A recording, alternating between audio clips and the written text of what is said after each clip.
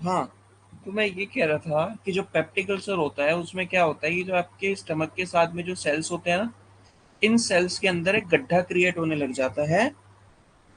ये क्या करता है कि जो एसिड होता है ना, इस सेल्स को खराब करने लग जाता है और इससे आपको ज्यादातर हो जाती है एसिडिटी। उसी को ही हम पेप्टिक अल्सर कहते हैं। ठीक है। अब पेप्टिक अल्सर होने के दो कारण हो सकते हैं, पहले वो सुन लो। दो कारण कौन से होते हैं? या तो आपके स्टमक के अंदर HCl का अमाउंट ज्यादा हो गया। ठीक है, एक चांस ये हो सकता है। दूसरा चांस क्या हो सकता है कि जो आपका जो प्रोटेक्टिंग लेयर है ना स्टमक के ऊपर, वो आपकी खत्म हो रही है। ये जो स्टमक है ना, ये स्टमक है, मैं बड़ा करके दिखा देता हूँ। ये जो स्टमक के अंदर जो हमारे इनर सेल्स होते हैं ना, जिसको हम क्या कहते हैं, पैराइटल सेल्स, इन सेल्स के ऊपर एक लेयर होती है जो सेल्स को प्रोटेक्ट करके रखती है एसिड से। ये एसिड होते हैं सारा, ये सेल्स होते हैं। और ये एक लेयर होती है जिसको हम कहते हैं म्यूकोसल लेयर। ये लेयर इन सेल्स को प्रोटेक्ट करके रखती है। तो पेप्टिक अल्सर होने के दो ही चांसेस होते हैं। देखो, पेप्टिक अल्सर मैंने आपको बता दिया क्या होता है। अगर ये सेल्स के बीच में आपका गड्ढा हो जाए, मतलब अगर HCl इसके ऊपर इफेक्ट आने लग जाए सेल्स के ऊपर, तो आपको पेप्टिक अल्सर हो जाता है। अब इसके दो कारण हो सकते हैं, कौन से? एक तो ये कि आपका एसिड का अमाउंट आपका हद से ज्यादा हो जाए आपके स्टमक के अंदर। दूसरा कारण ये हो सकता है कि प्रोटेक्टिव लेयर आपकी कम हो जाए। ठीक है। तीसरा कारण तो पेप्टिक अल्सर का हो ही नहीं सकता। तो अब मुझे ड्रग्स भी ऐसे पढ़नी है जो पेप्टिक अल्सर को ठीक कर सके। तो आप कौन कौन सी ड्रग्स पढ़ते हो? एक वो ड्रग्स पढ़ते हो, एक वो ड्रग्स पढ़ते हो जो एसिड के प्रोडक्शन को डिक्रीज करे, और एक वो ड्रग्स पढ़ते हो जो प्रोटेक्टिंग लेयर को इंक्रीज करे। समझ में आ गया मैं कहना क्या चाहता हूं? यार ये तो सिंपल सी बात थी। पेप्टिक अल्सर इन्हीं दो कारणों की वजह से होता है, या तो HCl का अमाउंट बढ़ जाए, प्रोटेक्टिंग लेयर कम हो जाए। अब मुझे पेप्टिक अल्सर ठीक करना, तो मैं इन्हीं दो के ऊपर काम करूंगा ना। या तो मैं एसिड के प्रोडक्शन को कम कर दूं, या फिर मैं प्रोटेक्टिंग लेयर को बढ़ा दूं। तो मुझे वही ड्रग्स पढ़नी है। पहले पहले मैं वो ड्रग्स पढ़ूंगा पहले मैं वो ड्रग्स पढ़ूंगा जो मेरे एसिड के प्रोडक्शन को डिक्रीज करे, डिक्रीज द एसिड प्रोडक्शन।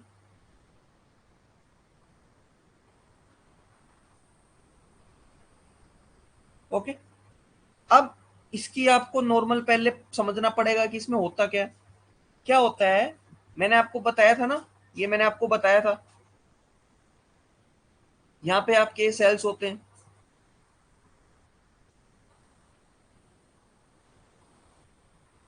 यहाँ पे आपके सेल्स होते हैं। इन्हीं सेल्स को मैं थोड़ा मैग्नीफाई करके यहाँ बताता हूँ कैसे। ये आपका सेल होता है,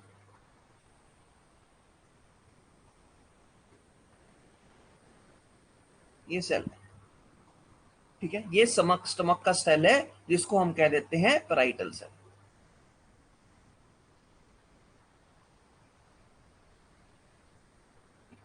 इन पेराइटल सेल्स में क्या होता है, यहाँ पे आपका एक पंप होता है। उस पंप का नाम होता है हमारा हाइड्रोजन पोटेशियम ATPase पंप। इस पंप का क्या काम होता है? सेल्स में से H पॉजिटिव आयन को बाहर फेंकना और पोटेशियम को अंदर लेना। सी, ये आपका स्टमक था। स्टमक के ऊपर ये सेल्स थे। इस सेल्स के ऊपर क्या होता है? एक पंप होता है। वो पंप क्या करता था? H पॉजिटिव को बाहर फेंकता था। ठीक है। ये सेल्स है, ये आपका ल्यूमेन पार्ट है, सपोज करो या ल्यूमेन पार्ट है, ये आपका सेल है। इस पंप का मेन काम ये होता है। ठीक है। अब क्या होता है, आपने 3 न्यूरोट्रांसमीटर पढ़े थे कौन से? 3, एक न्यूरोट्रांसमीटर होता है एसिटाइल कोलिन, एक होता है हिस्टामिन, ठीक है, और एक होता है हमारा गैस्ट्रिन। ये तीनों क्या काम करते हैं, इसके इफेक्ट को इंक्रीज करते हैं। मतलब ये तीनों एज ए एगोनिस्ट काम करेंगे इस पंप के लिए। सब ध्यान से सुनना, अगर ये तीनों इस पंप के लिए एगोनिस्ट काम करेंगे तो ये जो H पॉजिटिव है ये तो फिर ल्यूमन के अंदर तो बढ़ जाएगा, ये तो ल्यूमन पे बढ़ जाएगा। अगर ल्यूमन में H पॉजिटिव बढ़ गया तो आपके एसिड का जो अमाउंट होता है वो बढ़ जाएगा। लेकिन आपको तो एसिड का अमाउंट कम करना है ल्यूमन के अंदर, आपने तो वो ड्रग्स पढ़नी है। तो अब आपको समझ में आएगा कि मैं कौन कौन सी ड्रग्स इसमें पढ़ूंगा। पहली, मैं कौन सी ड्रग्स पढ़ूंगा, जो एसिटाइल कोलिन के ब्लॉकर हो।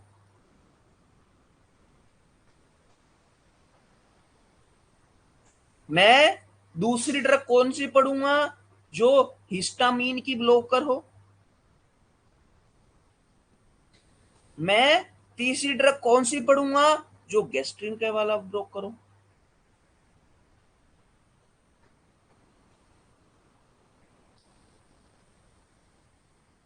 समझ में आ गया?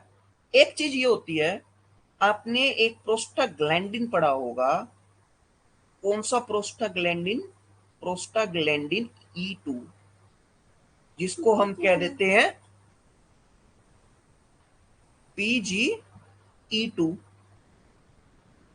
ये PGE2 क्या करता है, ये इस सेल को जाके इनिबिट करने का काम करता है। ऊपर वाले 3 क्या करते हैं, स्टिमुलेट करते हैं। नीचे वाले कौन क्या करता है, ये इनिबिट करता है। जब ये इनिबिट करता है, ध्यान से सुनना, कान खोल के सुनना, अगर ये चीज प्रोस्टाग्लैंडिन इस पंप को इनिबिट कर रहा है, मतलब इनिबिटरी एक्शन शो कर रहा है, तो ये H पॉजिटिव बाहर जा नहीं पाएगा। जब जा नहीं पाएगा तो पेप्टिक अल्सर नहीं हो पाएगा। तो मैं इसके अंदर कौन सी ड्रग्स यूज कर सकता हूं, चौथी चीज, जो PGE2 की एगोनिस्ट हो। अब समझे? एसिड प्रोडक्शन में मुझे 4 क्लासिफिकेशन पढ़नी होती है, जो एसिटाइल कोलिन वाले के इनिबिटर हो, जो हिस्टामीन वाले का इनिबिटर हो, जो गैस्ट्रिन वाले का हो। लेकिन मैं वो स्टिमुलेटर पढ़ता हूं जो PGE2 के एगोनिस्ट काम करेगा, क्योंकि PGE2 तो पंप को इनिबिटरी एक तरह से एक्शन शो करता है। अगर इनिबिटरी करेगा तो आपके लिए वो यूजफुल है। आपने तो पेप्टिक अल्सर ठीक करना है। तो ये मेन हम क्लासिफिकेशन पढ़ते हैं। अब आते हैं मेन हमारी ड्रग्स पे। ये तो थी नॉर्मल फिजियोलॉजिकल बात। देखो, मैं आपको डायरेक्ट ड्रग्स नहीं बता सकता जब तक आपको मेन मेन फिजियोलॉजिकल पाथ ही नहीं पता होगी कि नॉर्मली वे में क्या काम होता है, तो आप उसकी ड्रग्स पढ़ भी नहीं सकते। अगर पढ़ भी लोगे तो रट्टा मारोगे तो भूल जाओगे ना, वो काम नहीं हो पाएगा मुझसे। पहले मैंने आपको नॉर्मल फिजियोलॉजी बताई, इसमें क्या क्या होता है। अब मैं आपको ड्रग्स बताता हूँ। कौन सी ड्रग्स, मैंने कौन कौन से आपको ट्रीटमेंट बताए थे। पहले कौन वाला बताया था मैंने आपको, जो एसिटाइल कोलिन का इनिबिटर हो। ठीक है, कौन सा, एसिटाइल कोलिन वाला इनिबिटर। आई थिंक, जहां तक मुझे ज्ञान है, जहां तक मुझे पता है, आपका ANS स्टार्ट हो चुका है। उस ANS में आपने 3 रिसेप्टर पढ़े होंगे। कौन से रिसेप्टर, M1, M2 और M3। आपने इनकी लोकेशन भी पढ़ी होगी कि कहाँ कहाँ होते हैं। M1 कहाँ होता है? स्टमक में होता है। M2 कहाँ होता है?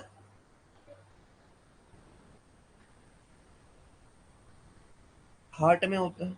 और M3 कहाँ होता है? इन दोनों को छोड़कर बाकी सब जगह होता है। मतलब मसल्स हो गया और भी कई चीजों में M3 होता है, ब्लेडर हो गया।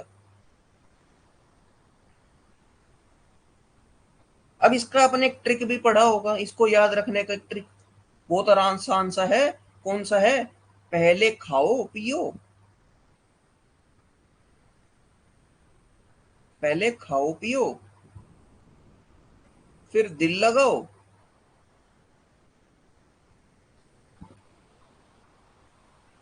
बाकी काम बाद में।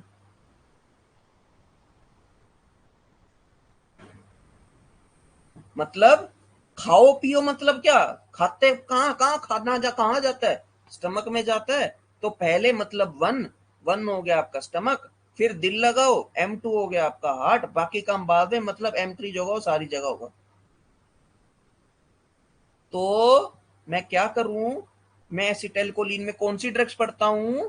जो क्या, जो मस्क्यूरेनिक रिसेप्टर जो होते हैं ना एम वाले, मस्क्यूरेनिक रिसेप्टर ब्लॉक करो।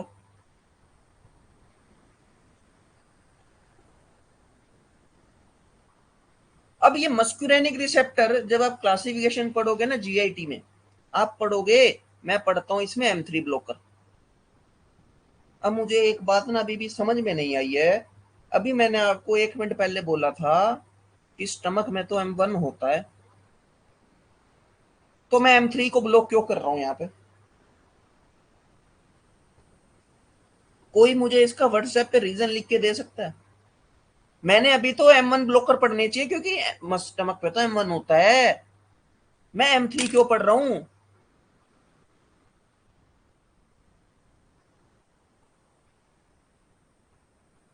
मेरा क्वेश्चन समझ में आया? मैं आपसे पूछना क्या चाहता हूं, मैंने यहाँ पे M1 ब्लॉकर क्यों नहीं लिखा?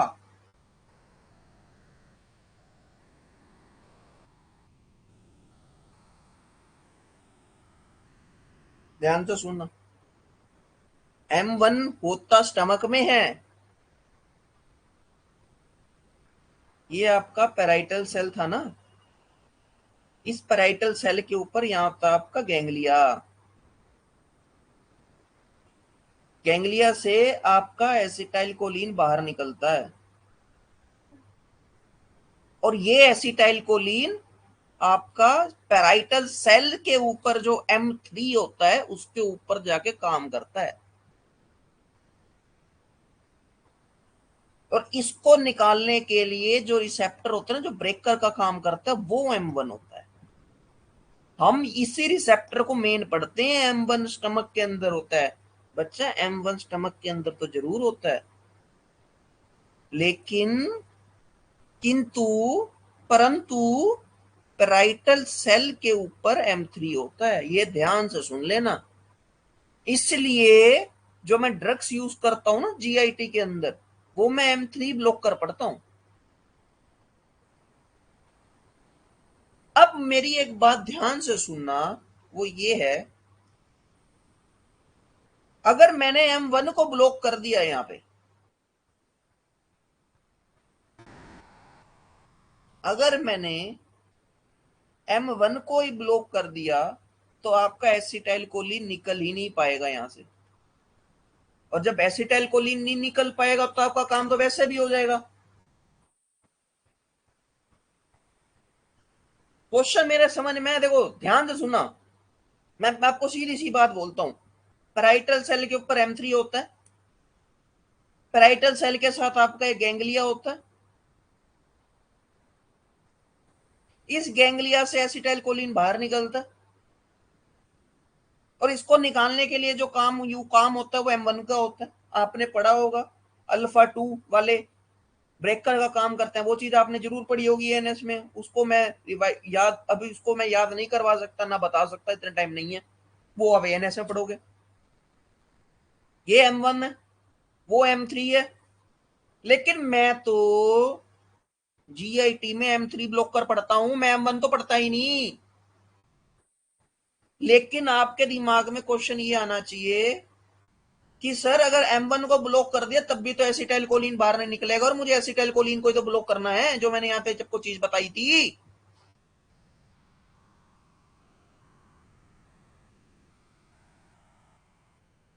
आया दिमाग में मैं क्या बोलना चाहता? देखो, अगर आप जब तक ये आपके दिमाग से ये सोचोगे नहीं ना, तो आप सीधा सा रट्टा मार सकते थे इसके कि भाई M3 ब्लॉक कर हम उसमें पढ़ते हैं। लेकिन अगर आप इसको वाइवा में सोचो ना, आप अगर इसको नॉर्मल वे में सोचो, थोड़ा सोचो, तो आप ये सोचोगे कि यार M3 तो स्टमक में तो होता ही नहीं, स्टमक में तो M1 होता है, फिर मैं उसको ब्लॉक क्यों नहीं करता, मैंने M1 को ब्लॉक क्यों नहीं किया, मैं तो सीधा M1 को ब्लॉक कर देता, मेरा M3 का भी काम हो जाता और मेरा एसिटाइल कोलिन बार भी नहीं निकल पाता। मैंने क्यों M1 को ब्लॉक क्यों नहीं किया? ध्यान से सुनना, ध्यान से सुनना।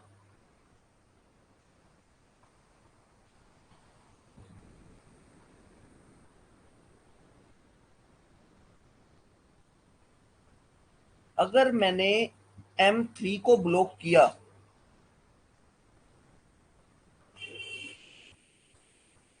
अगर मैंने M3 को ब्लॉक किया, तो M3 तो यार स्टमक के अंदर भी होता है, ओ सॉरी, ब्लेडर के ऊपर भी होता है,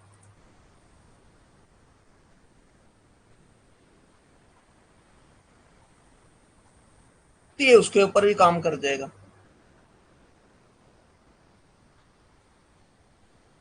इसलिए भी इसको हम करते नहीं है।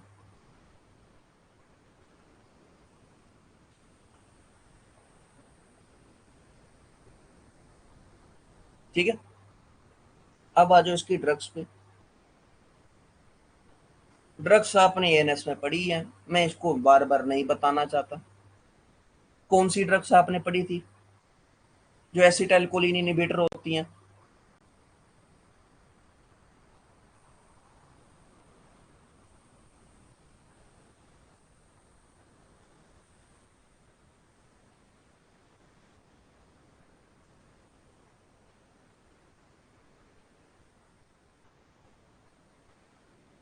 ये पढ़ी थी आपने, ये ड्रग्स उसको इनहिबिट करती है।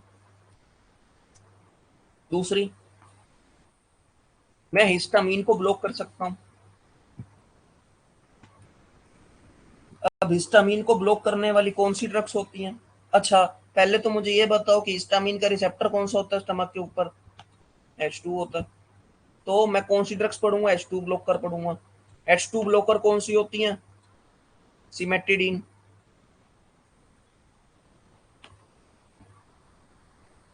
रेनिटिडीन और पेमोटिडीन।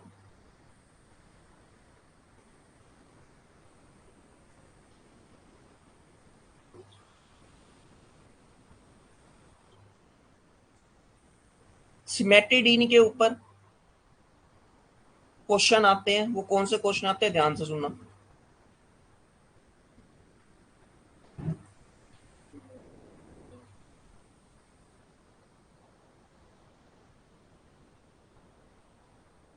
ये माइक्रोसोमल एंजाइम इनहिबिटर है।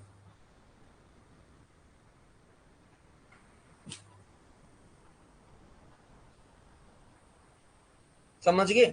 मैंने आपको पहली क्लास में बताया था जब मैं आपको रेस्पिरेटरी बता रहा था, माइक्रोसोमल एंजाइम इनहिबिटर क्या होते हैं, इसका मतलब क्या होता है?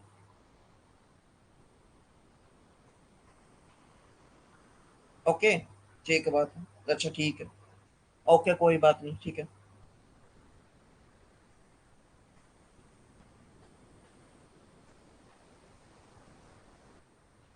ये सिमेटिडिन गायनोकोमेस्टिया करता है, ये इंपॉर्टेंट है।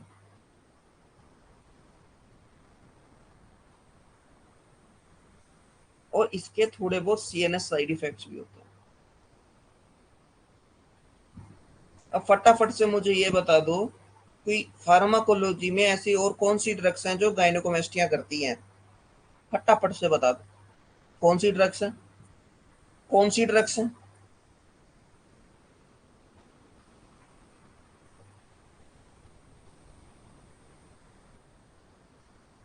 डिजिटलिस, स्पाइरोनोलैक्टोन,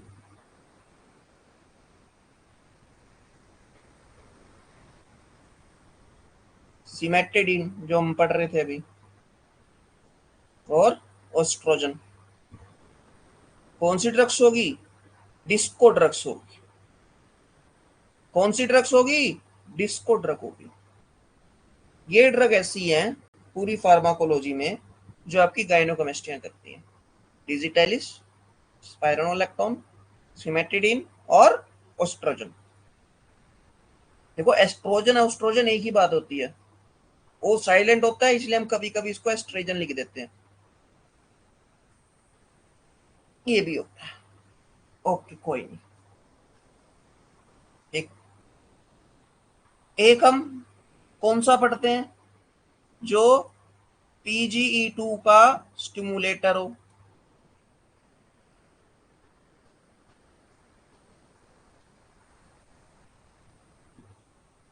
ठीक है। अब ये प्रोस्टाग्लैंडिन क्या होते हैं, क्या कैसे बनते हैं, वो देखो जब आपको नशेड पढ़ाया जाएगा CNS में तब आपको ये बताया जाएगा। PGE2 होता है, PGD2 होता है, PGH2 होता है, PGI2 होता है, बहुत सारे होते हैं। लेकिन मुझे तो PGE2 का स्टिमुलेटर पढ़ना है, तो पहले तो मुझे ये पता होना चाहिए प्रोस्टाग्लैंडिन E2 करता क्या है यार। फर्स्ट मुझे पहले वो पता होना चाहिए। अब ध्यान से सुनना, PGE2 करता क्या है। जो आपका ये PGE2 होता है ना, बहुत अच्छी चीज करता है, बहुत बढ़िया चीज करता है। क्या करता है? पहली चीज तो म्यूकस की सिक्रीशन को बढ़ाता है।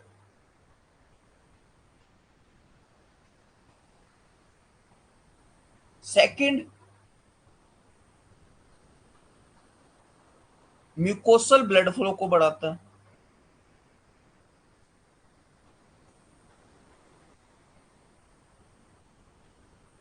तीसरी चीज, ये कभी कभी ना प्रोटॉन पंप को इनिबिट कर देता है।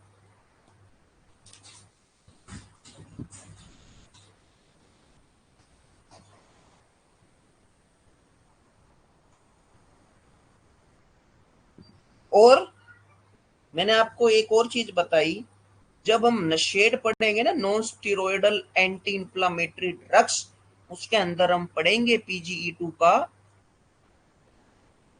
स्टिमुलेटर, मतलब PGE2 एगोनिस्ट। और वो कौन सी ड्रग्स है जो PGE2 का एगोनिस्ट काम करती है? मीजोप्रोस्टोल। अब क्वेश्चन ये उठेगा, मीजोप्रोस्टोल तो PGE1 है, लेकिन हमने काम तो PGE2 करना है। ध्यान से सुनना,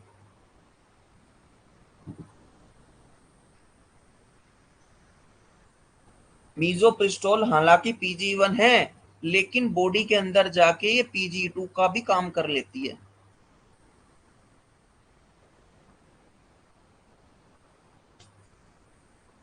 इसलिए इसलिए हम इसको एज ए प्रोस्टाग्लैंडिन स्टिमुलेटर की तरह यूज करते हैं।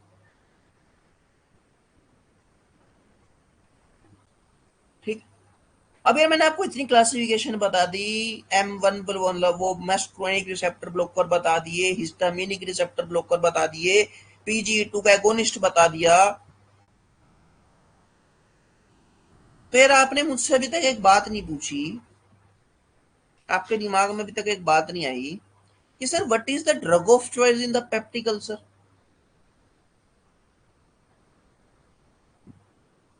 ड्रग ऑफ चॉइस क्या पेप्टिक अल्सर में?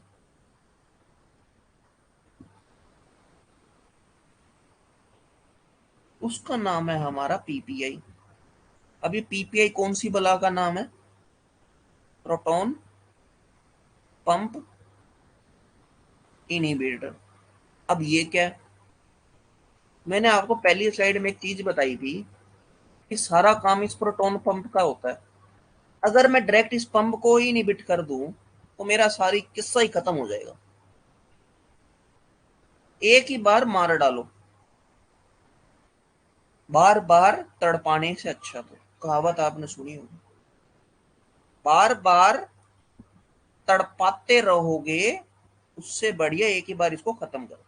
और आजकल हम यही ड्रग्स यूज करते हैं, मार्केट में यही ड्रग्स बिकती हैं। कौन सी ड्रग्स होती हैं? आपने बहुत अच्छे से पढ़ा होगा, ली भी रखे होंगे ड्रग्स।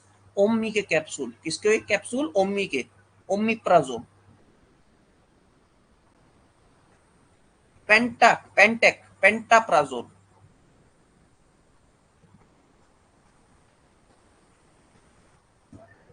और कौन से? रेबेप्राजोल, ये भी ड्रग आती है मार्केट में।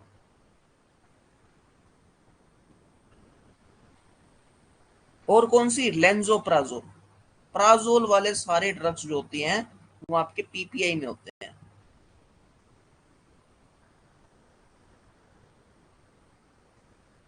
इसीलिए पेप्टिक अल्सर में ड्रग ऑफ चॉइस आपकी पीपीआई होती है।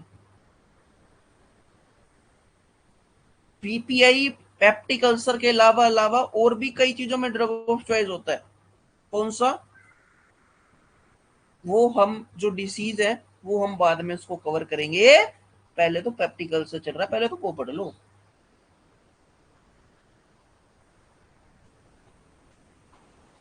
अब मुझे एक बात, आपकी एक बात ना मुझे समझ में नहीं आई, ध्यान से सुनो।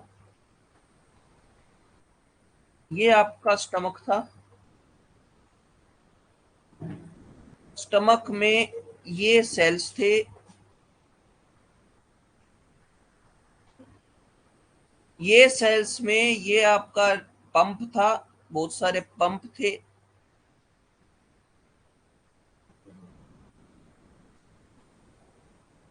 इस पंप से आपका एच पॉजिटिव बाहर निकलता था।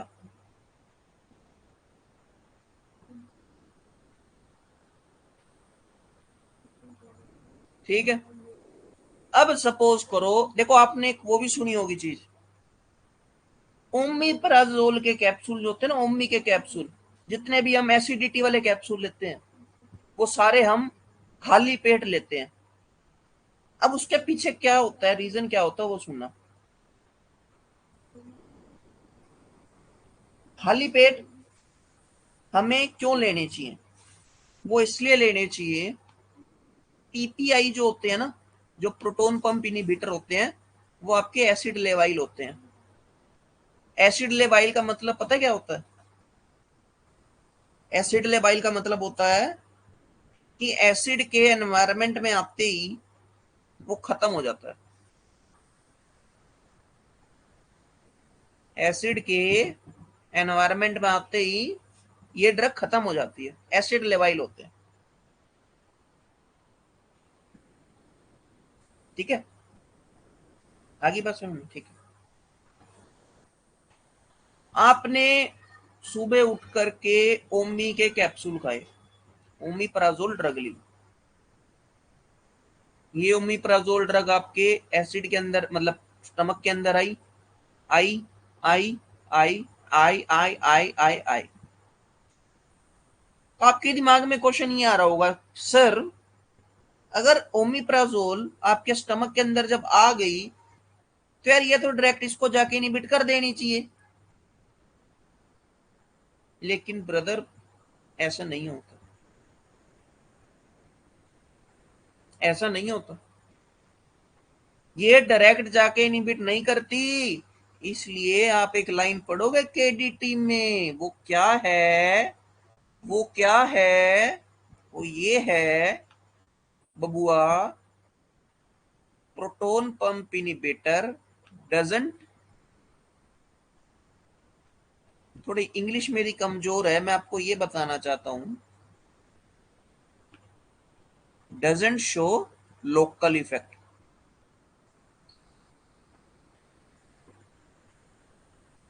ये लोकल इफेक्ट का मतलब होता है सीधा जाओ और मार दो, उसी की जगह पे जाके मारो, वो यही चीज है। पीपीआई लोकल इफेक्ट शो नहीं करते, वो डायरेक्ट जाके इसको नहीं मारते। वो क्या करते हैं, वो पहले आपके इंटेस्टाइन में आते हैं। इंटेस्टाइन से वो ब्लड वेसल्स के अंदर चले जाते हैं, और जो है आपकी ब्लड वेसल्स जो आपकी स्टमक के अंदर घूम रही होती है ना, स्टमक के आसपास, उससे जाके उससे जाके उससे जाके ये सेल्स के अंदर घुस जाते हैं और पीछे से वार करते हैं। ये सीने पे वार नहीं करते, ध्यान से सुनना, ये पीठ पे वार करते हैं, ये पीछे से जाके वार करते हैं।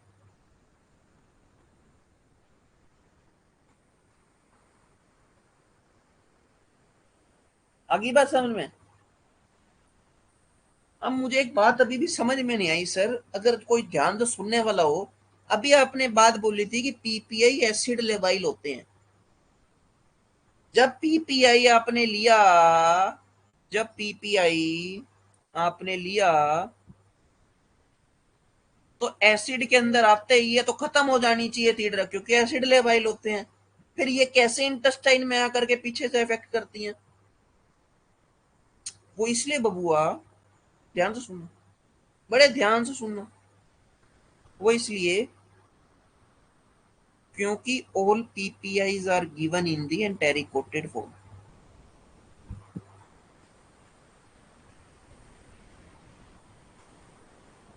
यही रीजन,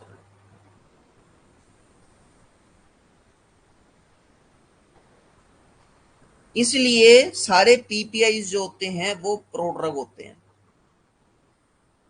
वो इनएक्टिव फॉर्म में होते हैं।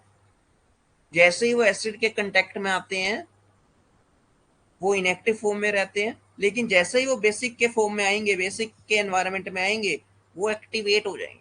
क्या हो जाएंगे? एक्टिवेट हो जाएंगे।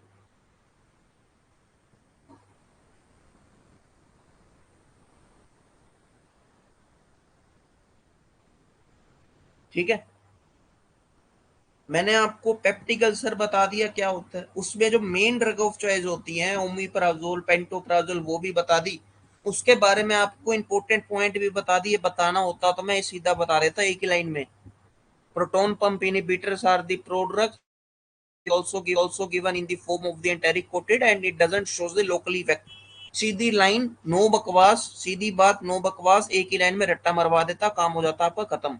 लेकिन मैंने आपको पूरा समझाया कि लोकली इफेक्ट क्यों काम नहीं करते हैं, वो एसिड लेबाइल होते हैं, इसलिए हम उसको एंटेरिकोटेड फॉर्म में देते हैं। उसको मैंने आपको प्रॉपर डायग्राम के साथ समझाया। ये काम होता है हमारे पीपीआई का। लेकिन यार अभी आप ये बोलोगे सर, यार जिसको एसिडिटी होती है उसमें तो अमीनो भी लेते हैं। आपने वो तो मुझे चीज बताई नहीं, वो बताता हूँ। सपोज, सपोज, डरना नहीं मेरे से। सपोज आप एक हॉस्पिटल में हो, आपके पास एक पेशेंट आया जिसको बर्निंग पेन हो रहा है। बर्निंग पेन मतलब हाई एसिडिटी है, हाई एसिडिटी। आप एक डॉक्टर हो, आपके पास एक पेशेंट है जिसको बर्निंग पेन सेंसेशन मतलब हाई एसिडिटी हो रही है, सीवियर बर्निंग गैस्ट्रिक पेन हो रहा है। मतलब क्या है, ये स्टमक है ना, ये सेल्स के अंदर ऑलरेडी आपका सेल खत्म हो चुका है। ये HCl इस सेल के ऊपर जाके इफेक्ट करे जिससे आपको पेन हो रही है।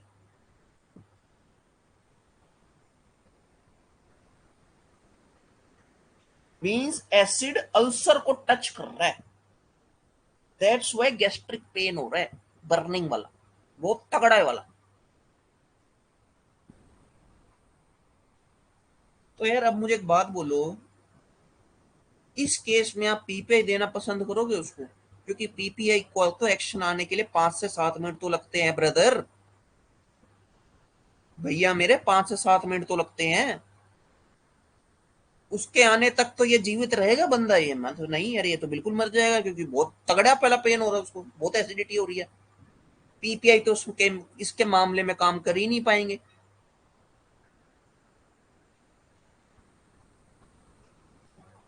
इस केस में हम देते हैं फिर इसको एंटासिड। एंटासिड क्या करते हैं, ये बेसिक सॉल्यूशन होते हैं, ये एसिड को न्यूट्रलाइज कर देते हैं। तो जो ज्यादा एसिड होता है ये इसको न्यूट्रलाइज कर देंगे और आपका एक तरह से पेन कम हो जाएगा। ना बबू, अल्सर ठीक नहीं हो पाएगा। अल्सर ठीक तो पीपीआई से ही होगा, लेकिन लेकिन बस थोड़ा उसको रिलीफ देने के लिए हम एंटासिड दे देते हैं। ये मत समझना पेप्टिक अल्सर आपका एंटासिड देने से ठीक हो जाएगा। Antacid is not a drug of choice of peptic ulcer. Drug of choice in peptic ulcer is PPI, proton pump inhibitor. Antacid gives prompt relief. कौन सा रिलीफ? प्रॉम्प्ट रिलीफ, बहुत जल्दी रिलीफ देते हैं। आपने ऐड भी देखी होगी। एसिडिटी, एसिडिटी, लो इनो पियो, इनो 6 सेकंड में आराम दे, इनो पियो, वो यही काम करता है।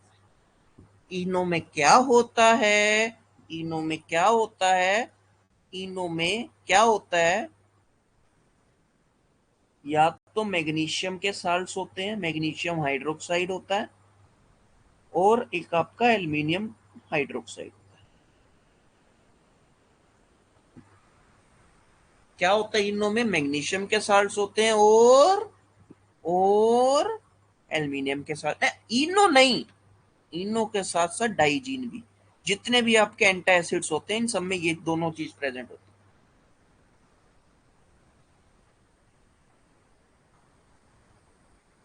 अब एक बात बोलोगे, sir I am a pharmacist. I know you are a pharmacist, I know you are a very good pharmacist. अब तो ये हो गया, मेरी लैब में MgO2 भी है, मेरी लैब में येलो स्टीब है, इन दोनों को मिला करके मैं तो एक नई दवाई डिस्कवर कर लेती हूँ, मैं खुद ही खा लूंगा उसको। ना बबुआ, ऐसा मत करना। वो इसलिए मत करना, इन दोनों का जो अमाउंट होता है वो सेम होता है 1:1 में। वो इसलिए क्योंकि MgOH2 का एक साइड इफेक्ट होता है डायरिया, ये डायरिया करता है, और ये क्या करता है? एल्यूमिनियम कॉन्स्टिपेशन करता है। इसलिए दोनों का अमाउंट हम सेम डालते हैं। अपने आप मत बनाने लग जाना, जो फॉर्मुलेशन आते हैं उसी में यूज करना। That's why it is used in the same amount, because अगर आपने MgOH2 को बढ़ा दिया तो डायरिया हो जाएगा, AlH3 को मतलब एल्यूमिनियम वाले को बढ़ा दिया कॉन्स्टिपेशन हो जाएगा। बेटे, मेरे बेटे, ऐसा नहीं करना, दोनों के अमाउंट को इक्वल रखना है। ठीक बात है, ओके, सही है, बहुत बढ़िया। धीरे धीरे करते करते आपका जो पेप्टिक अल्सर है, मतलब जो आपके पेप्टिक अल्सर वाली ड्रग्स थी वो आपके बिल्कुल अंत तक आती जा रही है। अभी तक जितना मैंने आपको बताया है सब क्लियर है। बस व्हाट्सएप पे यस लिख दो, फोन मत करना, उसके मतलब फोन को रोटे मतलब मैं उस पे बस व्हाट्सएप पे लिख दो सर क्लियर है, आगे चलो।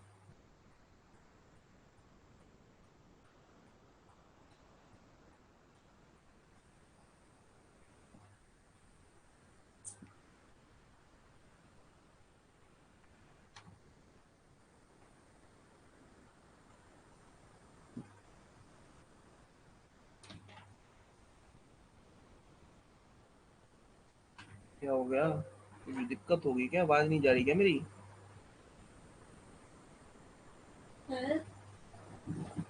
Okay okay okay okay okay.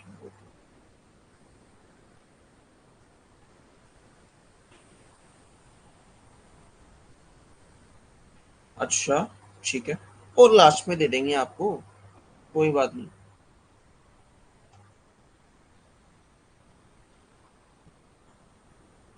ठीक, एंटासिड भी खत्म हो गई जी। एंटासिड का आपको मेन आइडिया पता लग गया हो कि मैं एंटासिड क्यों यूज करता हूँ। अब आ जाओ दूसरी। एक हम ड्रग्स वो भी पढ़ते हैं जिसको हम कह देते हैं हीलिंग ड्रग्स। हीलिंग ड्रग्स, पहले तो सुन लो ड्रग्स कौन सी होती हैं, फिर मैं बताऊंगा ये काम क्या करती हैं। इसका दूसरा नाम पता है क्या होता है? Ulcer protecting drug.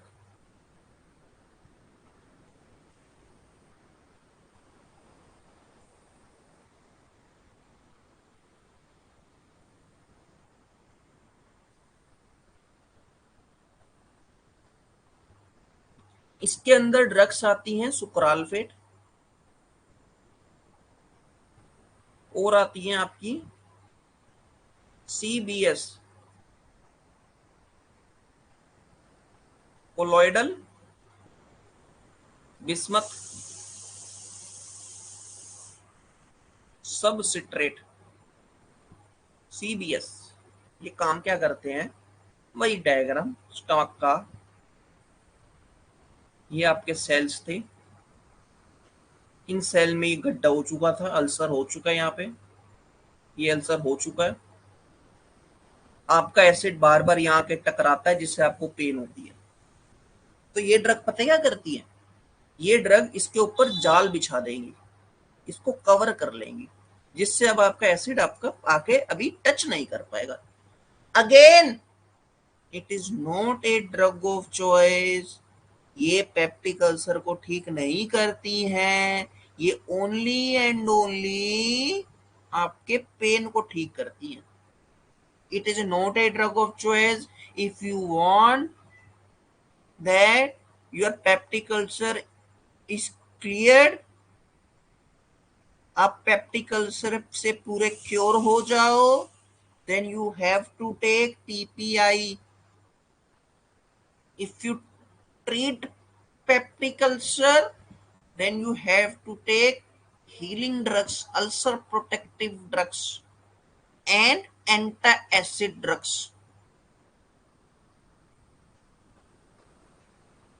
अब ये मुझे ये बता दो सर फटाफट से, क्या बता दूं मैं आपको, वो तो बता दो, इनका मैकेनिज्म ऑफ एक्शन क्या होता है। एक लाइन में मैंने आपको बता दिया, ये इसके ऊपर जाल बिछा लेते हैं, सीधी सी बात है, सही बात है, बहुत बढ़िया बात है। कैसे, ये जो आपकी सुक्रालफेट ड्रग होती है ना, ये क्या करती है, ये आपके पॉलीमराइज होने लग जाती है, मींस एसिडिक एनवायरनमेंट में आते ही ये अपने रंग बदलने लग जाती है। ये क्या करती है, छोटे छोटे जो सब्सटेंस होते हैं मिल करके पॉलीमराइजेशन बना लेते हैं, बड़ा चीज बना लेते हैं, और ये पॉलीमराइजेशन फिर आपके इस सेल्स के ऊपर जाके टिक जाता है, जिससे आपका एसिड अब आ नहीं पाता है। ये बात याद रखना, it only polymerize in the acidic environment, only and only acidic environment, acidic environment ही चाहिए इसको पॉलीमराइज होने के लिए, और जब ये पॉलीमराइज हो जाती है तो अपना एक्शन ऑफ दिखाने लग जाता है।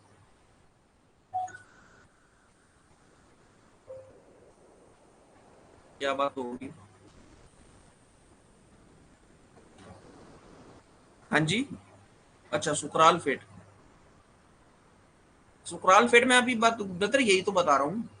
सुक्रालफेट जो होते हैं ना, आपने सुक्रालफेट ड्रग ली, ठीक है, सुक्रालफेट आपने ड्रग ली, जैसे ही एसिडिक एनवायरनमेंट में आती है ना, ये पॉलीमराइज होने लग जाती है, जब पॉलीमराइज हो जाती है तो इकट्ठा होकर के इस अल्सर के ऊपर बैठ जाती है, जिससे अब आपको पेन नहीं होता। ये काम होता है सुक्रालफेट का, सिंपल एक ही लाइन में। ये बात याद रखना, सुक्रालफेट एसिडिक एनवायरनमेंट में ही पॉलीमराइज होती है, that's why sucralfate and antacid वो इकट्ठे हम नहीं देते, वो इसलिए नहीं देते ब्रदर, मेरे बेटे, एंटासिड तो एनवायरनमेंट को बेसिक कर देती हैं, लेकिन सुक्रालफेट तो बेसिक एनवायरनमेंट में काम ही नहीं कर पाएगा। Both antacid and sucralfate is used in the peptic ulcer to reduce the pain. ध्यान से सुनना मेरी बात को, पेप्टिक अल्सर ठीक कहां से होता है, पेप्टिक अल्सर ठीक होता है पीपीआई देने से। पेन हम कैसे कम कर सकते हैं, या तो हम सुक्रालफेट दे दें, एंटासिड दे दें, लेकिन दोनों इकट्ठे मत दे देना। ना, नहीं, नो, बिल्कुल नहीं। वो इसलिए क्योंकि अगर आपने एंटासिड दे दिया तो वो तो एनवायरनमेंट को बेसिक कर देंगे, लेकिन सुकराल फेट तो बेसिक एनवायरनमेंट में काम ही नहीं करता है। उसको तो एसिडिक एनवायरनमेंट चाहिए पॉलीमराइजेशन होने के लिए और अपना एक्शन दिखाने के लिए। That's why sucralfate and antacid doesn't give together. Okay, that is called sucralfate। ये आपके इंपॉर्टेंट पॉइंट्स है sucralfate के बारे में। अब CBS क्या होता है, एक बात याद रख लेना, CBS है तो इसके अंदर बिस्मथ है। बिस्मथ है तो I think it is a metal, heavy metal, इसलिए इसकी ओवरडोज देने से आपको बिस्मथ की पॉइजनिंग हो जाती है।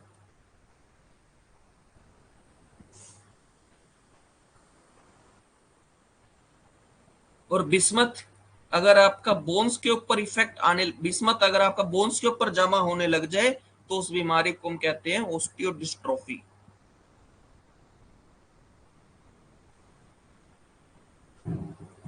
और अगर ब्रेन के अंदर होने लग जाए इकट्ठा तो उसको हम कह सकते हैं एंसेफेलोपैथी।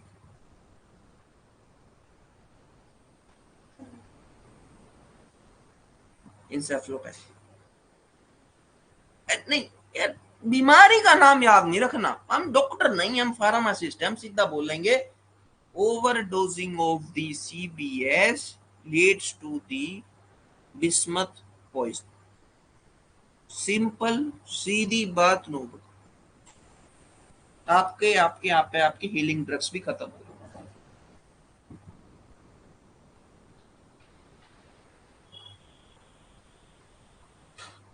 इसके साथ साथ एक ड्रग और आती है जिसको हम कहते हैं एंटीबायोटिक्स। एक ना आपका बैक्टीरिया होता है जिसको हम कहते हैं स्टमक के अंदर ना आपके एक बैक्टीरिया होता है, क्या हो गया, लेट मी चेक।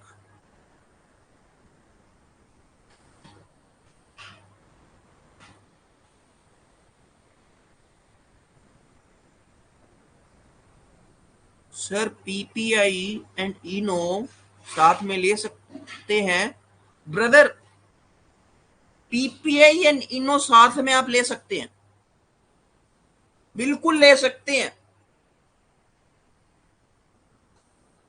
पीपीआई हम कब लेते हैं, सुबह सुबह लेते हैं, खाना खाने से पहले लेते हैं। देखो ले सकते हैं साथ में पर इनमें फर्क होता है। पीपीआई हम खाना खाने से पहले लेते हैं, लेकिन इनो में ऐसी कोई चीज नहीं है। आप इनो को खाना खाने के बाद भी ले सकते हो अगर आपको पहले दिक्कत हो रही है। इनो तो एज ए रामबाण है, मतलब एक तरह से रामबाण भी नहीं कह सकते, यूनिवर्सल है। कुछ भी एसिडिटी हो इनो लो, काम हो गया खत्म। लेकिन आप हर एसिडिटी में पीपीआई नहीं ले सकते। I know PPI is a drug of choice and you can easily take PP and ENO together। बिल्कुल लो ब्रदर, लेकिन इतना भी ज्यादा मत लेना कि आपको बेसिक बेसिक नेचर बहुत ज्यादा हो जाए। ये तो वही बात होगी पीपे इनो लेने वाली, आपने इधर से भी हमला कर दिया उधर से भी हमला कर दिया। पीपीआई सीने पे वार नहीं करती है, पीठ पे करती, मैंने आपको बताया था। लेकिन जब आप ये दोनों लेते हो तो सीने पे भी खाते हो पीठ पे भी खाते हो।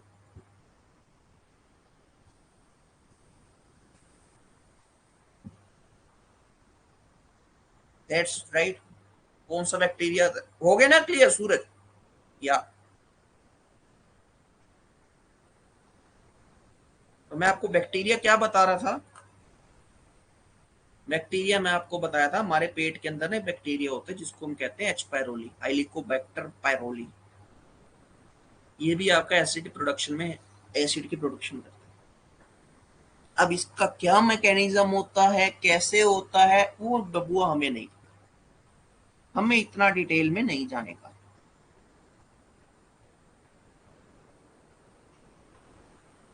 सीधी सी बात है, मुझे हेलिकोबैक्टर पायरोली को खत्म करना है, मैं इसके लिए खिलाफ ड्रग्स दूंगा। और ड्रग्स कौन सी होती है, मोक्सिसिलिन के कैप्सूल। एंटीबायोटिक कौन सी होती है? क्लेरिथ्रोमाइसिन। और कौन सी होती है आपके? Metronidazole.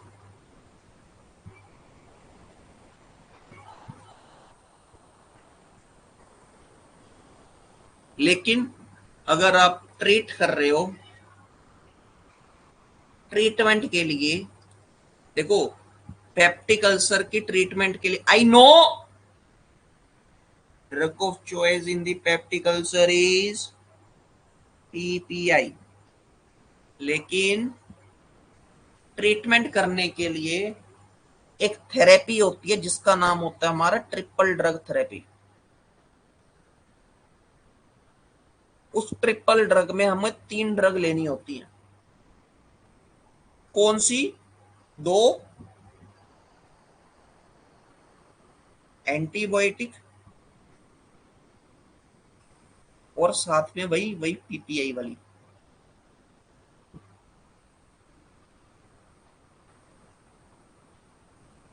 This is called as the triple drug therapy of peptic ulcer. उसमें से हम 2 ड्रग कौन सी लेते हैं? कौन सी लेते हैं मेरे बेटे? एक तो पीपीआई तो होगी, ओमिप्राजोल, वो वाली ड्रग्स, प्राजोल वाली ड्रग्स। और 2 एंटीबायोटिक्स हम कौन सी लेते हैं? क्लेरिथ्रोमाइसिन, ये पढ़ लेना केडीटी में जाके, और एमोक्सिसिलिन। इसको ट्रिक याद रखने को होते कैप। कौन सा? कैप। कैलिथ्रोमाइसिन, एमोक्सिसिलिन और प्रोटोन पंप।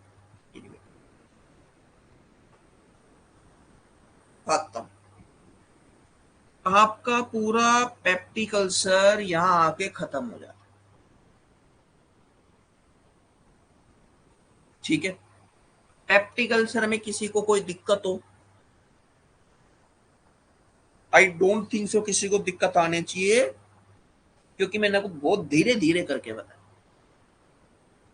जब हमारा जीपैट 2023 के लिए क्रैश कोर्स हुआ था, तो मैंने इतना टाइम नहीं था कि मैं आपको इतना धीरे धीरे इतने आपको डिटेल में बताऊं। उसमें तो मैंने भगाया था, पूरा जीआईटी 1 दिन में कंप्लीट करा दिया था, 2 दिन में। मैं आपको पूरा डिटेल में आराम से बैठ के बताऊंगा। अगर आप इतना भी पढ़ लोगे, मोर देन सफिशियंट है। लेकिन कई लोगों को ना होता है कि नहीं, मुझे तो सर से एक कदम आगे चलना है, मुझे मास्टरों से एक कदम आगे चलना है। नो डाउट, बहुत अच्छी बात, बहुत अच्छी बात। मैं तो कहता हूँ करो ऐसा। अब पढ़ लो, केडीटी उठाओ, और चीजें पढ़ लो, लेकिन कंसेप्ट क्लियर कराना मेरा काम है, पढ़ना आपका काम। रट्टा मारना या फिर आपको याद रखना आपका काम है। ठीक है, हो गया? ठीक है। एक इसके साथ हम एक और चैप्टर कर लेते हैं, एंटीमेटिक ड्रग्स, जो छोटा सा चैप्टर है हमारे, फिर 2 चीज कंप्लीट हो जाएंगी। इसमें आपको कोई फिजियोलॉजी कुछ इसमें मतलब कुछ चीज नहीं है। एक ना किसी का हाथ है, ना किसी का पैर है, ना किसी का सर है, कुछ नहीं है, इकट्ठा ही चलता है। इसमें हम क्या चीज करते हैं? एंटीमेटिक ड्रग्स हम कौन कौन सी लेते हैं? सबसे पहले तो मुझे ये बात बता दो, एक होती है हमारी H1 ब्लॉकर। H1 ब्लॉकर में कौन सी होती है हमारी? क्या होती है हमारी? प्रोमेथाजीन। ये एंटीमेटिक ड्रग्स होती है। और कौन सी ड्रग्स होती है हमारी? डोक्सिलामीन। क्या हम डोक्सिलामीन को अकेला यूज करते हैं? ना बबुआ, ना, नहीं करते। इसके साथ हम पायरिडोक्सिन का यूज करते हैं। And they both are the drug of choice for morning sickness.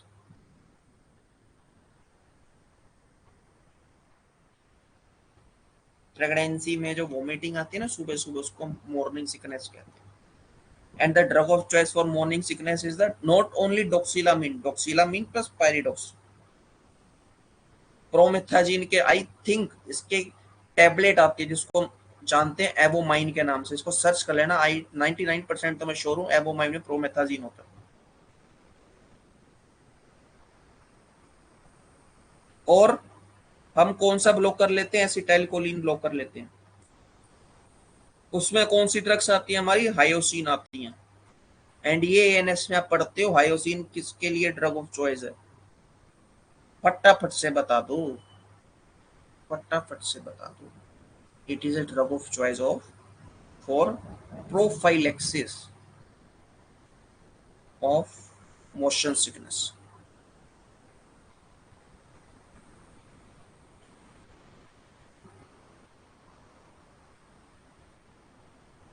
ठीक है, ये भी वोमिटिंग को रोकती है, ये भी वोमिटिंग को रोकती है। तीसरी चीज जो वोमिटिंग को रोकती है, अब गलती से भी इन ड्रग्स के साइड इफेक्ट ये मत बता देना, इमेसिस ना, उल्टियां आती हैं ये मत बोल देना, क्योंकि खुद ही एंटीमेटिक ड्रग्स हैं तो उसे उल्टियां कहां से आएंगी? ठीक है। और कौन सी ड्रग्स होती है जिसको हम करते हैं 5-HT3 सेरोटोनिन रिसेप्टर ब्लॉकर? कौन सी ड्रग्स? ऑनटेनसेट्रोन, ये तो आपको रटा हुआ होगा। और कौन से? Granny syndrome. और क्या? ट्रोपिसेट्रोन।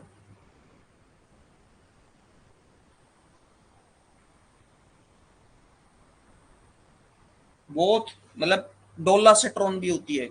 जितना मर्जी याद रख लो, बस सेट्रोन है तो 5-HT3 ब्लॉकर है।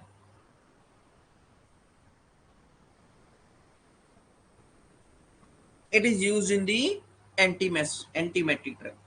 लेकिन लेकिन इसमें एक पॉइंट याद रख लेना, it is a drug of choice for chemotherapy induced vomiting.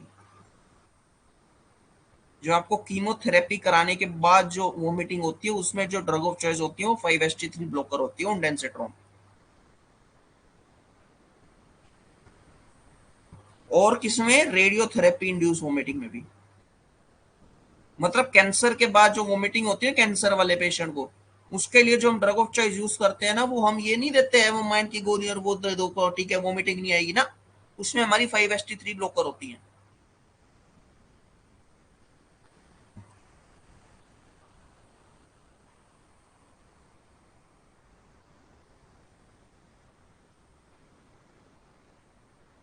ठीक है। एक ड्रग और होती है चौथे नंबर वाली ड्रग, उसको हम कहते हैं substance P antagonist. Substance P antagonist.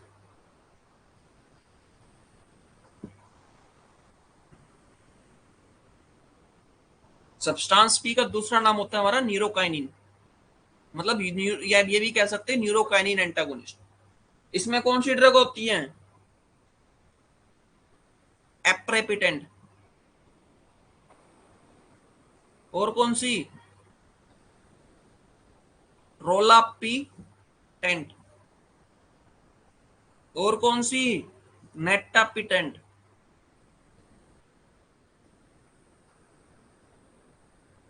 ये भी वॉमिटिंग में हम यूज करते हैं, but it is also in drug of choice और डिलेड वॉमिटिंग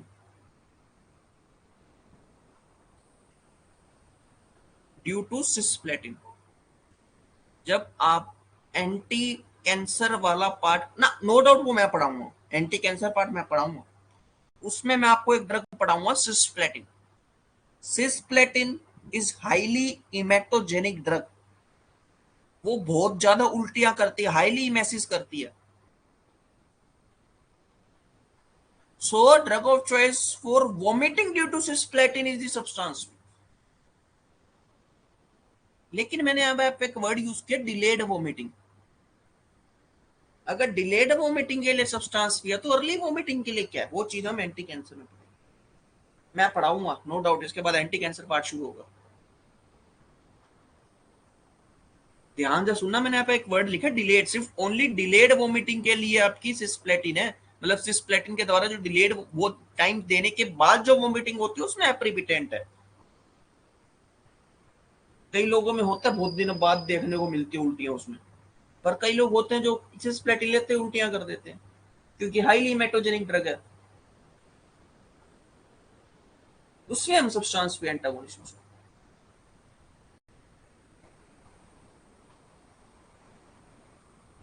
अब और कौन से हम ड्रग्स यूज करते हैं? D two blocker. अब डी टू ब्लॉकर सबको पता होगा, डोमपेरिडोन और मेटाक्लोप्रोमाइड। मेटाक्लोप्रोमाइड क्या करता है? ट्रिपल बी बैरियर को क्रॉस कर लेता है, जिससे हमें सीएनएस के साइड इफेक्ट देखने को मिलते हैं। कौन से सीएनएट के साइड इफेक्ट? अगर मेटाक्लोप्रोमाइड ट्रिपल बी को क्रॉस कर देगा तो डी टू को जाके ब्लॉक कर देगा, और जब डी टू ब्लॉक हो जाएगा तो आपको पार्किंसन हो जाएगा। इसलिए मेटाक्लोप्रोमाइड से पार्किंसन एक साइड इफेक्ट देखा गया, क्योंकि ट्रिपल बी बैरियर को क्रॉस कर लेती है ड्रग, लेकिन डोमपेरिडोन नहीं करती, जो हमारे लिए अच्छी बात है। And domperidone is a drug of choice in levodopa induced vomiting.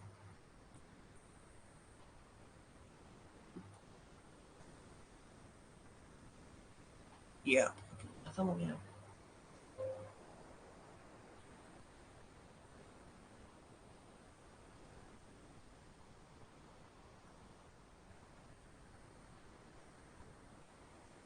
5 number वाली ड्रग्स होती हैं वो आपकी ब्रदर थी डी टू। भी था क्या? तो पढ़ा ही नहीं मैंने। यही था ना 5 नंबर वाली, एक बार और बोले, वही मैं बोल रहा हूँ। 5 नंबर वाली ड्रग्स है आपकी D two blocker. D two blocker, D two को रिसेप्टर को ब्लॉक करने से भी आपकी उल्टियां कम हो जाती हैं। उसके लिए हमारे अंदर दो ड्रग्स थी, मेटाक्लोप्रोमाइड एंड डोमपेरिडोन। मेटाक्लोप्रोमाइड देने से क्या होता है? वो डी टू ब्लॉकर है, ठीक बात है, वोमिटिंग कम करती है, लेकिन मेटाक्लोप्रोमाइड ट्रिपल बी बैरियर को क्रॉस कर लेती है, ब्रेन के अंदर चली जाती है। जब ब्रेन के अंदर चली जाएगी तो ब्रेन के अंदर प्रेजेंट डी टू रिसेप्टर को ब्लॉक कर देगी, क्योंकि इसका काम ही डी टू ब्लॉकर है। ये तो बात आपने ध्यान से सुनी ही नहीं। जब ब्रेन के अंदर डी टू रिसेप्टर को ब्लॉक कर देगी तो सीएनएस के साइड इफेक्ट आने लग जाते हैं। और सीएनएस साइड इफेक्ट कौन से? पार्किंसन होने लग जाएगा उसको। क्योंकि पार्किंसन कब होता है? वो तभी होता है जब आपका डी टू रिसेप्टर ब्लॉक हो जाता है।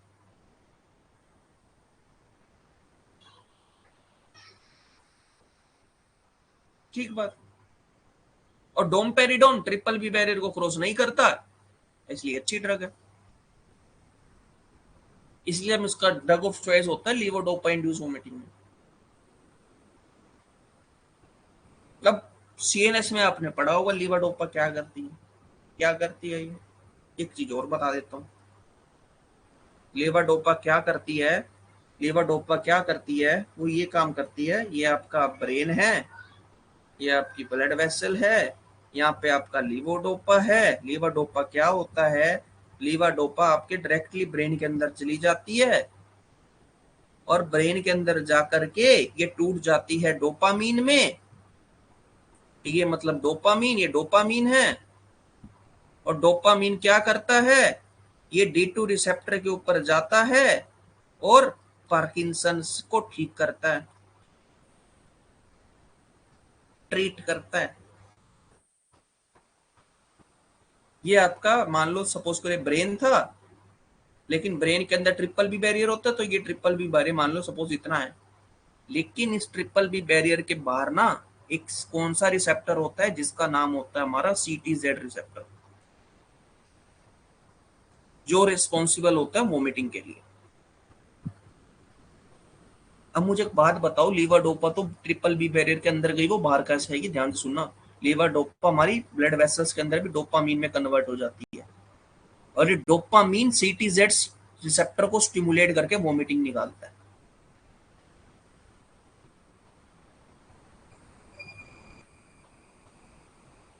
इसलिए लेवाडोपा इंड्यूस वोमिटिंग में हमारी ड्रग ऑफ चॉइस डोमपेरिडोन है। समझ में आया? ये आपका ट्रिपल बैरियर है। सपोज ग्रामेट वो होता है, डायग्रामेटिकली मैं आपको बता रहा हूँ, एक्चुअल डायग्राम कुछ और होता है। ये बस समझाने के लिए आपको बता दी कैसे होता है। ये पार्ट था आपका पूरा पेप्टिक अल्सर, और आपका जो एंटीमेटिक है वो आपका पूरा हो जाता है बेटा यहाँ पे। ठीक है, इसके अगली क्लास में हम डायरिया वाले पार्ट को डिस्कस कर लेंगे, और ऐसी कौन सी ड्रग है जो लैक्सेटिव की तरह काम करती है हम उसको डिस्कस करेंगे, तो हमारा फिर जीआईटी पार्ट भी कंप्लीट हो जाएगा। बस इसकी एक क्लास रहेगी जिसमें 2 चैप्टर हम पढ़ेंगे। उस जीआईटी के बाद या तो मैं आपको एंटी कैंसर स्टार्ट करा दूंगा, या आपको फिर मैं एंडोक्राइन सिस्टम वाला पार्ट स्टार्ट करा दूंगा, वो बाद में देखेंगे। पहले ठीक है पढ़ लो, ठीक है, सह लेंगे थोड़ा।